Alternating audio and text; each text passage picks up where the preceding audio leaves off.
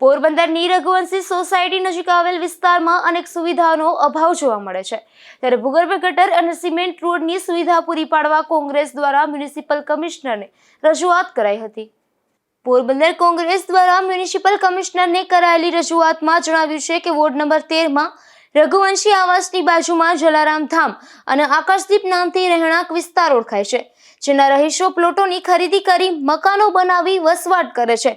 પોરબંદર શહેરના દરેક વિસ્તારમાં ભૂગર્ભ ગટરની સુવિધા આપવામાં આવેલી છે, પરંતુ જલારામ ધામ અને આકાશદીપ વિસ્તારના રહીશો છેલ્લા 10 વર્ષથી પણ વધુ સમયથી વસવાટ કરે છે, છતાં આજ દિવસ સુધી તે વિસ્તારમાં ભૂગર્ભ ગટરની સુવિધા આપવામાં આવી નથી, જેથી ગટરોના પાણી ખુલ્લા પ્લોટોમાં અથવા રોડ રસ્તા પર છોડવું પડે તેવી સ્થિતિનું નિર્માણ થાય છે।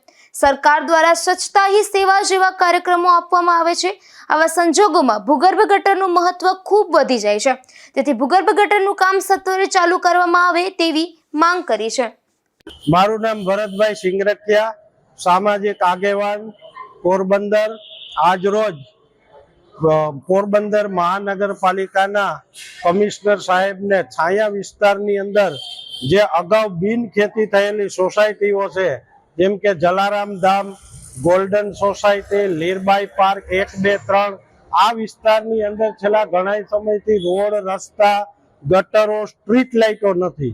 સ્ટ્રીટ લાઇટો ન હોવાના કારણે સિનિયર સિટીઝનો રાતના સમયે મોટા મોટા ખાડાઓ હોવાથી પડી વાગી જવાનો સતત ભય રહે। સ્ટ્રીટ લાઇટો નાખવામાં આવી નથી। ભૂગર્ભ ગટરનો વેરો વસૂલાત કરે, પણ આજ સુધી ભૂગર્ભ ગટર છે એની સુવિધાઓ આપવામાં આવી નથી।